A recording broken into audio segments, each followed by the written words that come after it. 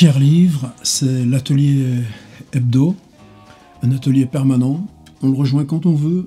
Là, cette proposition, c'est la 11 du cycle autobiographie. Je rappelle le principe, on développe des cycles qu'ensuite vous pouvez revisiter à volonté, outils du roman, pousser la langue, recherche sur la nouvelle. Nous ici, dans l'atelier hebdo, eh bien, on va reprendre tel cycle, nouvelle, écrire film, etc. et reprendre ce chantier. Là, on continue probablement jusqu'au 15, cette réflexion sur de l'autobiographie comme fiction. On a d'abord travaillé sur la réminiscence, la mémoire lacunaire. On a beaucoup travaillé sur la question des lieux. On a introduit de la cinétique. Maintenant, progressivement, passer à figure, personnage. Alors, pour cette proposition 11, je vais revenir à un auteur pour moi totalement essentiel et qui reste encore en grande partie un continent devant nous, et pas seulement parce qu'on est dans la langue française. C'est Gertrude Stein, une œuvre considérable, mais surtout une œuvre dont chaque point est une exploration logique de tel ou tel paramètre de l'écriture ou de la narration. Alors pour en savoir plus sur elle, par exemple, il y a quelques mois, il y a une petite biographie parue en poche, mais originale, inédite, de Philippe Bianchon. Je crois que c'est le meilleur moyen de poser le trajet, les enjeux, les durées. Quand je dis qu'il y a peu de choses traduites en France, c'est que dans sa propre période, puisqu'elle résidait en France, il y a eu plusieurs traductions. Par exemple, son autobiographie d'Alice B. Toklas, et puis même, ça s'appelle Américain d'Amérique, ce grand livre-là des années 20-30, mais c'est pas bon. Les seules choses qui vaillent, par exemple, c'est à l'ENS, tout récemment. Alors, c'est pas sur Amazon, vous le trouverez pas chez votre libraire, mais si vous entrez Gertrude Stein, narration ENS, vous allez trouver ce livre. Il s'agit de 3 conférences prononcées à Chicago en 1935 sur la question prose-poésie, sur la question du rapport de l'écriture et de l'histoire. C'est un moment important parce que c'est la première fois que Gertrude Stein revient aux États-Unis au bout de 20 ans, et qu'elle y revient avec la célébrité du livre Autobiographie d'Alice B. Toklas. Donc je rappelle le principe. Alice Toklas, c'est sa compagne, et si tu écris donc fictionnellement l'autobiographie de la compagne, le personnage quasi principal, c'est elle. Ce jeu formel est là, mais le succès, à quoi il tient? Est-ce que c'est pas le malentendu du fait que justement ça parle de Picasso, d'Apollinaire, de Matisse et d'autres célébrités, surtout vues d'Amérique, ces grands artistes qui font trembler toute l'Europe et tout leur art du même mouvement. Alors je crois qu'avec cette narration, on commence à trouver comment dans l'espace de la langue française, on peut nous pousser la langue, la faire voyager autrement, y compris dans la question de ce que dérange dans l'ordre de la syntaxe, le fait que ce soit écrit par un personnage qui se revendique constamment de cette remise à plat de la question du genre, avec la question de est-ce qu'on peut être aussi absolument artiste dans l'écriture qu'on l'est dans la peinture. Et à ce moment-là, on va commencer à la piger un peu, Gertrude Stein. En tout cas, ces 3 conférences, je pense que j'ai le même étonnement quand je les lis que quand j'ouvre le texte anglais. Alors, juste comme autre exemple, ce livre qui est totalement légendaire dans l'univers anglo-américain, How to Write, comment écrire, avec ces digressions, ces récurrences, ces séries dans la grammaire, et puis à chaque fois que vous essayez d'en traduire 3 lignes, ça devient quelque chose encore pire que Mallarmé, donc c'est pas traduit en français, et le seul qui s'y est risqué, c'est Olivier Cadiot, déjà pas mal d'années, un livre qui s'appelle Art poétique, Poetic, et dans l'art poétique de Cadiot, c'est comme c'est plutôt que traduire, tu reprends, qu'est-ce qu'elle fait avec les conjugaisons? Qu'est-ce qu'elle fait avec l'idée des modes de temps verbaux pour l'imaginaire? C'est vraiment un défi. Alors là, retour à l'atelier, avec quelque chose qui nous concerne directement. Il s'agit d'un livre, j'allais dire, petit, Tender Buttons. Alors, comment traduire? C'est traduit chez Nous, Tendre Bouton. Je crois que moi, j'aurais appelé ça Petit Bouton, parce que Tendre Bouton, c'est pas Tender Buttons. Et ces questions-là, moi, c'est ce qui me gêne un petit peu par rapport à cette traduction. Mais bon, laissons tomber les réticences à ce propos. Au moins, ce livre existe. Il est repris avec les schémas typographiques des éditions Nous, un fabuleux catalogue. Donc, il n'y a pas le prénom, il y a cette espèce de typo très raide. Mais en tout cas, si vous pouvez vous le procurer, il y a bien les 3 sections qui sont celles du livre original. Encore heureux, vous allez me dire. Objet 1, nourriture 2, chambre 3. Là, il n'y a pas de problème de traduction. Dans Tender Buttons, Gertrude Stein. En plus, vous voyez, même en américain, c'est pas facile de se le procurer. Bien sûr, il est dans ma grosse anthologie de Stanford, mais là, puisqu'elle est dans le domaine public, c'est juste un travail en print on demand. Ça veut dire que la mise en page est absolument salopée, ce qui n'est pas une condition pour le print on demand. Rooms, foods, objects. Alors, écrire sur les choses, on l'a fait plein de fois. Même fait encore là en septembre avec ce livre Dans l'ordre des choses, 107 récits d'objets. On a beaucoup ou souvent travaillé dans les cycles précédents, sur Francis Ponge par exemple. Alors, est-ce qu'il s'agit une fois de plus de revenir là? Non, c'est se dire, dans l'approche qu'on fait, même si elle est spécifique, c'est quelque chose de linéaire, de l'autobiographie comme fiction, mais à chaque point, on recroise évidemment des paramètres plus généraux, déjà explorés ou autrement explorés. Est-ce qu'il s'agit d'aller dans les objets? Par exemple, là ça me gambergeait, et c'est aussi ça qui m'a mené au Tender Buttons. On a travaillé les lieux comme des intérieurs. Et puis toujours dans cette idée fractale, puisqu'on a travaillé là, sur la proposition Echnoz, passer d'un lieu à l'autre sans transition. Est-ce qu'il y a des intérieurs dans les intérieurs? Mais dans Tender Buttons, dans les objets, on va trouver des armoires, on va trouver des boîtes. Et plusieurs fois sont revenus aussi dans nos discussions, dans les textes, la question du lieu interdit. Dans ces souvenirs lacunaires qu'on peut avoir de lieux d'enfance, il y a là où on ne pénètre pas. La porte, mais on ne savait pas ce qu'il y avait derrière la porte. Et cette idée de secret, de boîte, de trésor, je m'étais dit, tiens, les intérieurs dans les intérieurs, un intérieur de tiroir, un intérieur de boîte, ou une succession de tiroirs, ou une succession de boîtes. Et ça peut faire des textes merveilleux. Et si je regarde dans la bibliothèque, qui nous a aidés là sur le chemin, il n'y a pas. Par contre, dans la littérature marocaine, Ahmed Sefrioui, mais c'est un livre qui a d'abord été publié au Seuil, grand auteur marocain, c'était au Seuil en 1954. Ce qui fait qu'il n'est plus du tout distribué en France. Par contre, au Maroc, croyez que c'est vraiment un classique légendaire, populaire. Je me souviens en 2013 d'avoir fait des sessions, il était au programme, là, dans leur truc, programme scolaire, comme on connaît nous aussi, d'avoir fait des sessions dans un lycée ou avec des groupes d'enseignants ou dans les écoles de formation d'instit, on travaillait sur comment prendre la boîte à merveille et faire écrire avec la boîte à merveille. Et la boîte à merveille du petit narrateur, là, quelque chose de magique, puisque toute la ville, tous les rapports familiaux, toutes les déambulations, toutes les expériences émotionnelles se retrouvent là, dans ce petit trésor qui est le sien.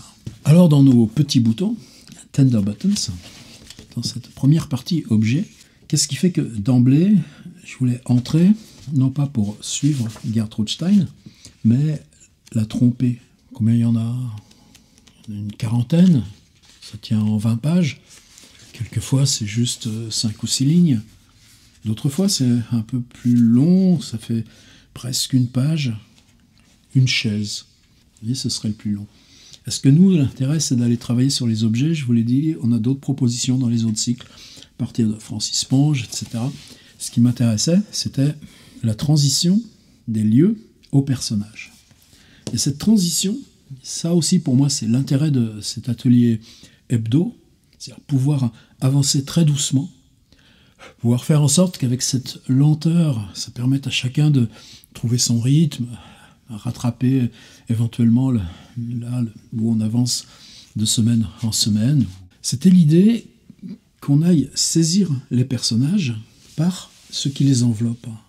J'ai pensé silhouette d'abord, comme la peinture de Vermeer, voir la silhouette avant de voir ce à quoi elle s'occupe, ce à quoi, quels sont les détails qui nous la manifestent comme silhouette. Et puis, donc, sont venus les vêtements. Et les vêtements comme catégorie, j'allais dire, transitionnelle. C'est plus le corps, mais c'est l'enveloppe du corps. C'est le corps qui se manifeste à travers cette enveloppe. En même temps, c'est un objet artisanal ou industriel ou traversé par les lignes de force de l'époque, du pays, des modes. Donc non pas une chose, mais une construction, évidemment, éminemment complexe, voire sociologique.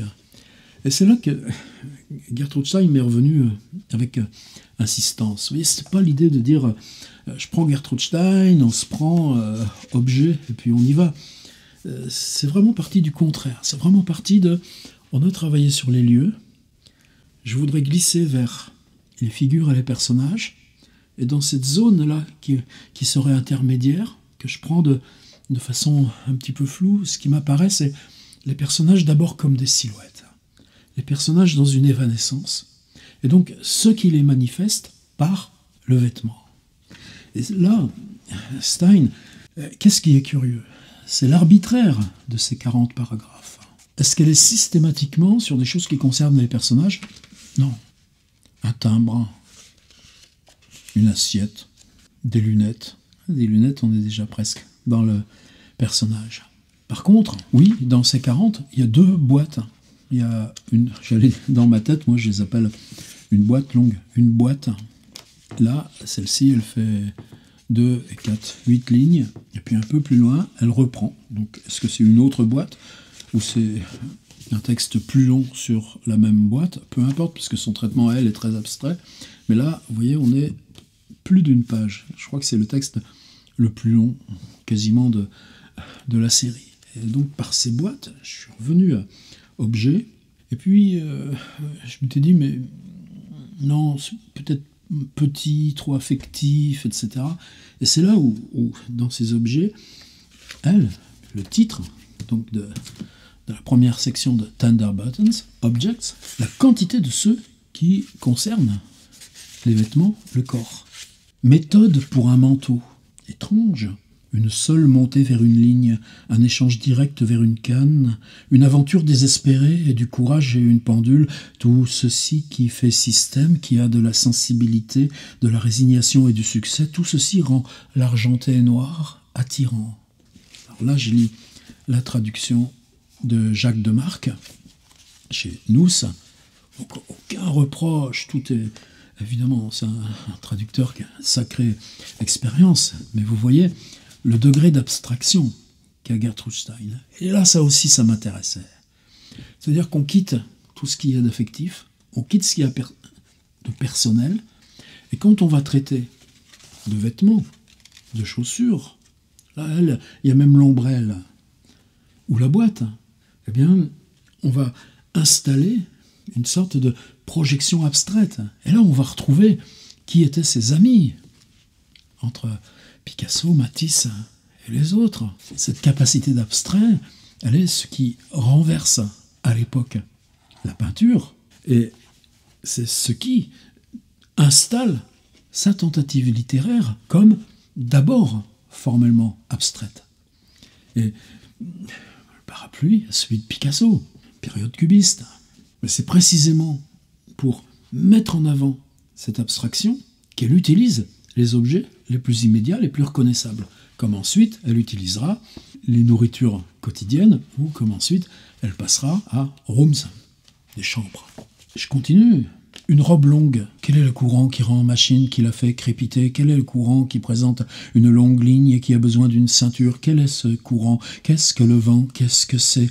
Où la longueur est-elle sereine? Elle est là, et un lieu sombre n'est pas un lieu sombre, seulement blanc et rouge fond noir. Hein, là, là. Où la longueur est-elle sereine? Elle est là, et un lieu sombre n'est pas un lieu sombre, seulement blanc et rouge fond noir, seulement jaune et vert fond bleu, un rose est écarlate, un arc de toutes les couleurs, une ligne le discerne, une ligne suffit à le discerner.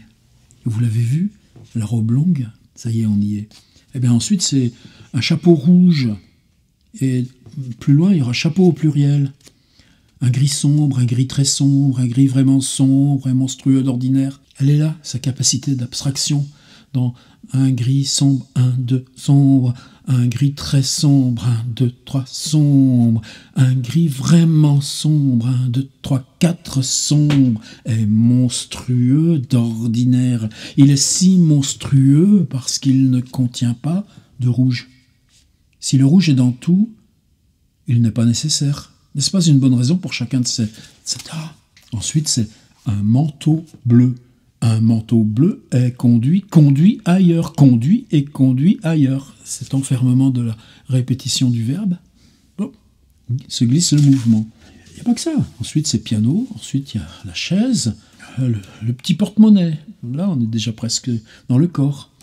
Le parapluie, donc, un bout de tissu, juste là, informel. Là, on s'éloigne du corps.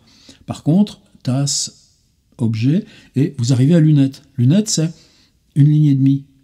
Une couleur en copeaux, un salon est à sa place au centre d'une allée. Comprenez, si vous voulez. En tout cas, dans la série, les lunettes viennent avec la robe longue, le manteau bleu. Si on continue, un papier, climat froid, malachite, encore un parapluie, le jupon, un blanc léger, un déshonneur, une tache d'encre, un charme rosé. Juste continuer et terminer, parce que les exemples sont évidemment... Là, c'est de l'incitation à l'écriture. Une ceinture, un mouchoir, rose, rouge. Là, on n'est plus là. Chapeau de couleur. Je vous avais dit que ça passait au pluriel. Chaussures. Être un mur avec sourdine, un courant de martèlement, et presque assez de clair, en fait, un minuit stable. C'est du pu. Un léger creux de rose plat sur rouge, un creux dedans, et dedans rend la bière moins, ça fait voir l'éclat. Ça fait voir l'éclat. Il y a quelque chose à voir avec chaussures, un châle, et puis tout à la fin, comme par hasard, un livre. Et ça finit, attendez. C'est cette robe aideuse. Le dernier est bien sur la robe. Alors qu'est-ce qu'on va faire de ça, nous? Il s'agit d'aller chercher l'énigme, l'absconce, l'espèce de performance dans la phrase qu'il a. Non, nous on va être, j'allais dire plus simple, c'est pas la question.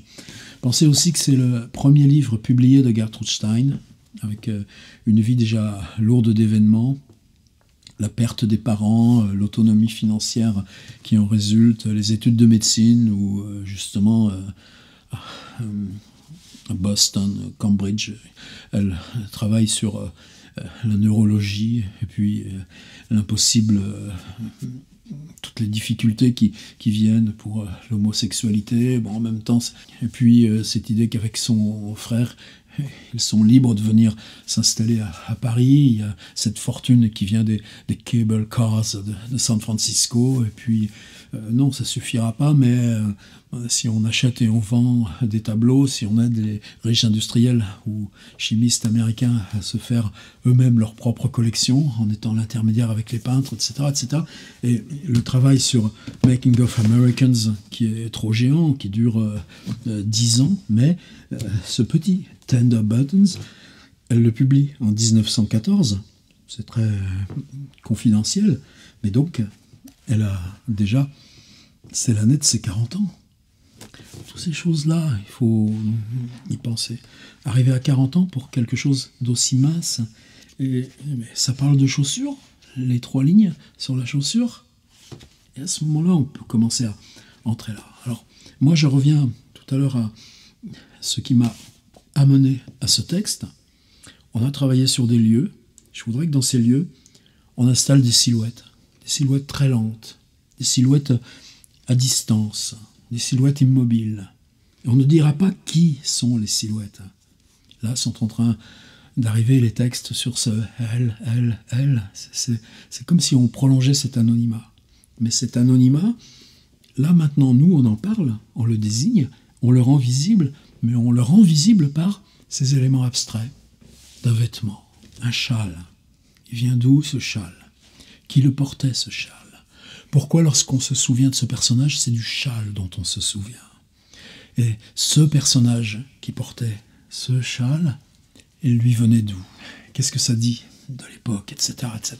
Donc nous, on va parler que du châle, et pas du personnage. N'empêche que le châle enveloppait ce personnage. C'est ce que je voulais vous proposer. J'aimerais m'en tenir là. Alors, je vous mets évidemment Tender Buttons. Je fais une autre expérience. Le livre, chez nous, je n'ai pas le pirater, d'abord par respect. Ensuite, pour une autre question, parce que moi aussi, il y a des textes, là, faire des affaires à Baltimore, tu fais des affaires à Baltimore, on fait des affaires, il a fait des affaires à Baltimore, etc.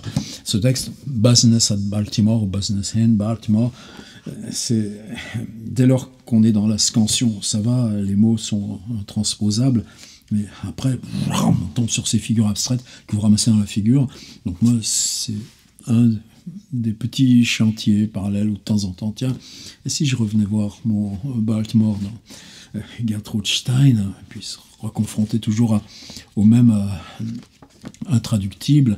Il y a vraiment un enjeu essentiel aujourd'hui à ce qu'on monte individuellement ou collectivement à l'assaut de cette œuvre pour voir qu'est-ce qui change de la langue française quand elle se saisit de Gertrude Stein, ou qu'elle est traversée par Gertrude Stein. Alors j'ai fait une expérience, vous savez que Google Trad, bon, c'est pas vraiment intéressant, mais il y a de plus en plus de logiciels professionnels de traduction, et ça pose des questions en tant que tel. Là, on n'est plus dans l'atelier, ce petit codicile. Pourquoi ? Parce qu'ils travaillent avec l'intelligence artificielle, c'est-à-dire que chaque défi de traduction que vous leur proposez, ils vont le confronter à l'ensemble des occurrences de ces mots, de ces formules, et donc chaque demande que vous faites d'aide au logiciel de traduction professionnelle, vous nourrissez sa capacité à affiner sa réponse. Et évidemment, quand par exemple vous recevez une lettre un peu complexe d'un correspondant étranger, quelle que soit la langue, où vous êtes confronté à un article que vous voulez lire, plutôt que de passer par Google Trad, on l'importe dans DeepL, celui là que j'utilise, et vous pouvez lire dans un français qui est standard, avec ses limites. Et justement, c'est standard. Quand vous traduisez, vous ne faites pas du standard. Vous êtes dans votre écriture, et c'est parce que vous êtes dans votre écriture que se crée la tension avec le texte original, qui fait que la traduction est écriture, est œuvre, comme là, il s'agit de la traduction de Jacques Demarque. Alors, Stein étant dans le domaine public, j'ai pris DeepL et j'ai entré le texte. Donc vous avez une traduction qui a l'avantage justement d'être machine, une traduction mot à mot de la première partie de Tender Buttons qui s'appelle Objects. Red Roses, rose rouge. Et lui, peut-être qu'il va traduire par rouge rose. Et si son algorithme lui dit que c'est mieux de dire rose rouge que rouge rose, eh bien c'est des questions de syntaxe qui peuvent... Est-ce que Gertrude Stein s'apprivoise de cette façon? Donc là, pour moi, ça, c'était mes questions. Au moins, comme ça, vous avez le document original en anglais, et dans le même fichier, c'est très bref, vous avez ces espèces de mots à mots qui renforcent encore, mais qui sont justement l'absence de langue, puisque vous, qu'est-ce que vous allez faire dans l'exercice? J'intitule ça robe, chaussures, chapeau, châle, ombrelle, sans oublier les petites boîtes et les petits tiroirs à merveille. Donc il sera bien question quand même de langue. Mais on n'oubliera pas l'abstraction dans la langue. Parce qu'on veut l'enveloppe, le tissu, la matière, la ligne, et qu'on ne veut pas le personnage. Pas encore. On réfrène l'impatience. On est juste dans la silhouette, et que cette silhouette passe par chapeau, chaussures, ombrelle, boîte. Voilà pour aujourd'hui.